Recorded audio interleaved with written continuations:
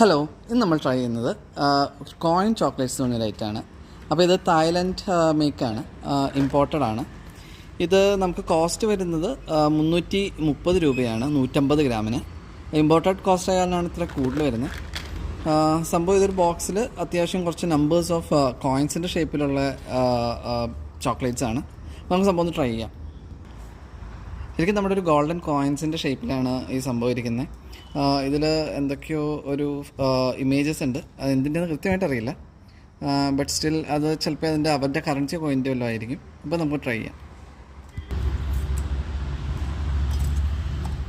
അപ്പോൾ നമ്മൾ പുറത്ത് ഗോൾഡൻ്റെ ഇത് കാണുന്ന അതേ രീതിയിലാണ് ഇതിൻ്റെ ഉള്ളിലും ഇമേജസ് കാണുന്നത്.